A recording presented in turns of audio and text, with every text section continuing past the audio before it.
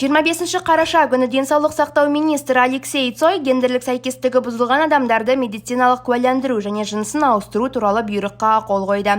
Енді елімізде заңды түрде еркек әйелге, әйел еркекке ауыса алады деген сөз. Денсаулық сақтау министрі Қазақстан медицинасының жыныс ауыстыруға қауқарсыз екенін біле тұра, қабылданған қаулы адам тағдырын таразылау емес пе? Жалпы ота жасауға отандық дәрігерлердің шамасы жете ме? Өздерінен сұрап көрдік. Бұл заң дамыған елдердің қатарына қосылу үшін қабылданып жатқан болуы керек. Трансгендерлер біздің қоғамда жоқ деп айта алмаймыз. Соларға жағдай жасалып отыр.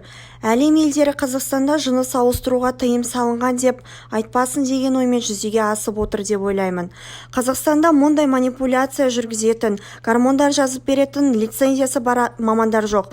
Мысалы, Ресейдің өзін алып қарайтын болсақ, трансгендерлер арасында сауалнама жүргізгенде 50% мамандар жетіспейді. Гормондарды өзіміз жазып алып ішіп жүрміз деп айтқан. Бізде де сондай болмасына кім кепіл? Ал дәрігерлердің нұсқаулығынсыз гормон қабылдау өте зиян. Себебі гормонды адамның организміне, яғни бүйрек, бауыр анализдеріне және тағы да басқа тапсырып тексеріліп барып ішу керек. Біздің қазақи қоғам транссексуалдар мен жынысын ауыстырғандарды қабылдай қоймайды. Негізінен трансгендерлік хирургияның бағасы қымбат. Аз дегенде 300-500 мыңнан бастау алуы мүмкін. Мұндай отаға ешқандай донордың керегі жоқ, себебі барлығы сол адамның өз терісі арқылы жүзеге асады. Мысалы, әйел адам ер адамға айналам десе, сүт бездерін алып тастап, шат аймағынан жауырын жақтағы бұлшық етінен алдыңғы жаққа байланыс орнатып, жасанды түтікше, яғни жыныстық протез қойып жасап береді. Әйел боламын деген ер адамның аталық безін алып тастап, қынап істейді. Алайда әйелге айналған ер адамға матка орнатылмайтындықтан және еркекке айналған әйел адамға табиғи жолмен ұрық шықпайтындықтан олар ешқашан ұрпақ сүйе алмайды. Сондай-ақ жынысын ауыстыру бірнеше отадан тұратындықтан оның наркозы бар. Адамда асқыну болуы мүмкін.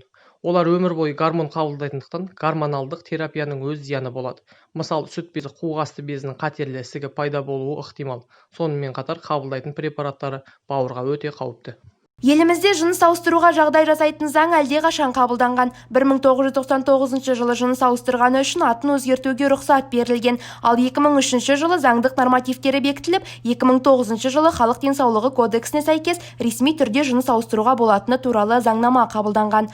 Қоғамдық қауіпке айналған қарекеттің шашпауын енді Цой мырза көтеріп отыр. Жаңа заңға сәйкес 21 жасқа толған және психологиялық ауытқуы жоқ Қазақстан азаматтары қалаған жынысына қол жеткізе алады. Мейлі, жыныс ауыстыруға медицина рұқсат берді делік, ал дініміз не дейді? Жыныстық мүшені ауыстыру жаратушының жаратылысын өзгерткенмен тең. Алла тағала мұндай өзгертулерді харам еткен. Себебі мұндай сорақы әрекет Іблис шайтанның былай деп ант ішкенінен ескертіледі. Мен оларға, яғни адамзатқа, Алланың жаратылысын өзгертсін деп сөзсіз әмір етемін. Ниса сүресі 119 аят. Шариғатта ер кісінің әйелге, әйелдің ер кісіге ұқсауына қатаң тыйым салынған. Абдулла ибн Аббас, пайғамбарымыз саллаллаху алейхи уассалам, әйелге ұқсағысы келген еркектерге және еркектерге ұқсағысы келген әйелдерге лағнет айтты деген. Мұндай жыныстық өзгертулер ер мен ердің, әйел мен әйелдің үйленуіне жол ашады. Ал ер мен ердің немесе әйел мен әйелдің жыныстық қатынасқа баруы Лот пайғамбардың дәуірінде жасалған азғындықтың жалғасы. Діні мен ділінен алшақтай қоймаған қазақ үшін жаратылысына қарсылық білдіру азғындық екен алға тартсақ, Цойдың бұл сойқаны желдегі жұрттың министрді жерден алып жерге салуына түрткі болды. Осы тұрғыда Алматы қаласы тұрғындарының ойын білмекке көшеге бет алғанбыз. Сұраққа шошына қараған халық жыныс ауыстыруға түбегейлі қарсы екендерін айтады. Мен негізі половой нені ауыстыруға қарсымын. Ол Алла тағаланың берген дүниесін өзгертуге мен ойымша дұрыс емес. Қанша дегенмен адам өз-өзінің санасына береді ғой. Сондықтан дұрыс емес деп ойлаймын. Келіспеймін ондайға.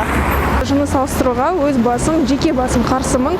Ол ислам жағынан да, медициналық жағынан да зиян және қайшы әрекеттер болып табылады.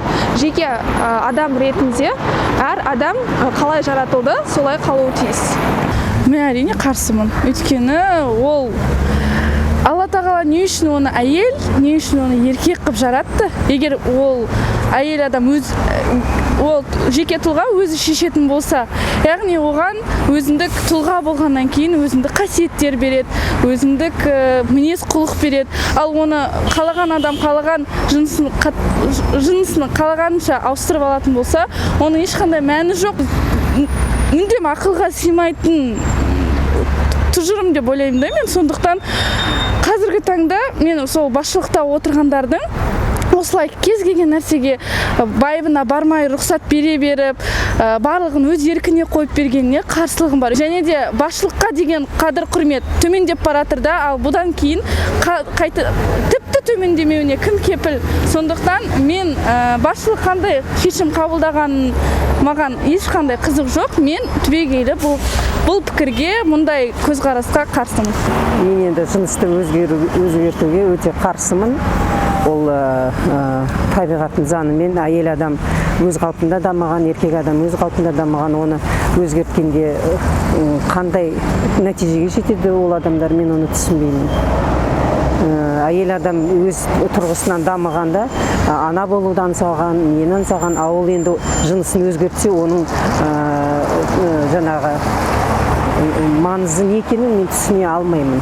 Ол немене еркек болудан бас тартқаны ма, сонда не әйел адам болса оған жеңіл өмір сүре ме, или әйел адам еркек болса қалай, ол өте қиын мәселе.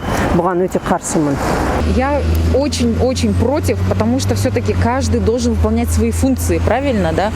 И если это вводят, это получается, да, сейчас все будут дети, подростки, которые только-только подрастают, они это будут видеть и воспринимать это, что это нормально, а это ненормально. Все-таки наше поколение было воспитано в строгости, да, мы рожденные в Советском Союзе, да, и эта строгость, наоборот, нам повлияла в хорошую сторону. Мы не испортились, мы не употребляли наркотики, мы не забеременели, мы не ходили там где-то по улицам, не шлялись, да, все-таки строгое воспитание – это хороший показатель, да. Во-вторых, да, ребенок, когда в строгости растет, у него уже цель конкретно уже одна сформирована. Что он должен выполнить, да? А вот смотрите, да, все-таки я считаю, что вот эти люди, которые хотят поменять пол, у них все-таки психологическое, все-таки, знаете, расстройство.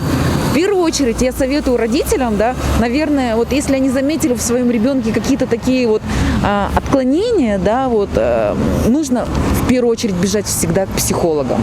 Всегда. Потому что, да, как раз таки дети, когда начинают, это вот в подростковом периоде начинается замешательство у детей. Либо им эту сторону принять, либо ту сторону. Всегда родителям нужно именно, вот когда подростковый период подходит, нужно всегда записывать детей, мне кажется, к психологам. Тем более сейчас, да, современное время, да, такой 21 век, да, мы должны идти в ногу со временем, но не во всем. Что именно, да, в учебе, допустим, каких-то нанотехнологиях, допустим, да, это хорошо, это для нас, это очень хорошо для Казахстана, да, но не во всем. Но, конечно, да, Запад влияет какую-то часть на нас, да, но не все нужно перенимать с Запада. Я имею в виду, что это Америка, Соединенные Штаты, да. Мы все-таки должны своему менталитету, наверное, да, чуть-чуть, да, придерживаться. В каком плане? В плане того, что как нас воспитали бабушки, дедушки, да, родители, да, нужно. Потому что если все начнут менять пол, тогда, мне кажется, тогда вообще рождаемости не останется. Не будет детей, это будет сломанная психика, это неправильное рассуждение будет, да, мне кажется, все равно этот закон нужно отменить, нужно. Тем более мы не такое государство, да, которое должно вводить этот закон в своем государстве. Мы не Европа, мы не славяне, мы не русские, правильно, мы не Америка, там, не Австрия, да, не Япония, да, чтобы вводить вот это. Мы не должны на них оглядываться в этом плане. Я считаю, что, ну, если вдруг эти люди осознанно решили поменять свой пол, и они в осознанном возрасте, допустим, это делают, да, пожалуйста, пусть тогда переезжают в ту страну. Я вообще негативно отношусь ко всему вот этому ЛГБТ, я ярый гомофоб и трансфоб, можно так сказать, да? Мужчина должен быть мужчиной, он родился по природе. Bunday зам, мне кажется, это все из-за Запада, все, типа, еліктенече, США, вот, например, США, там же однополые браки, все такое уже, давно Франция, все. Вот поэтому, брак, типа, санаватты цивилизованный деп санават, но на самом деле каждый әркім көзқарасы әртүрлі. Еліктеушпіз ғой, біз телефоннан көріп алып, кішкентай қарындастарымыз, ағаларымыз, інілеріміз соны еліктеп басқа неден жасайды. Менің ойымша, ол заңды қоймаған дұрыс деп ойлаймын, мен өзім ойымша. Өйткені ертең біздің әйеліміз сондай болып шыққанға кім кепіл болады? Алексей Цойдың кезекті циркі 2021 жылы күшіне енеді. Жынысыма сәйкес келмеймін дегендердің сұранысын қанағаттандыру ұлтқа кесел төндіре ме? Әлде ел азаматтарының құқығымен санасу ма? Уақыт еншісіне қалдырдық. Айжан Бүркітбаева, Айша Исатай, Бифат Елтаева, арнайы Жас Алаш үшін.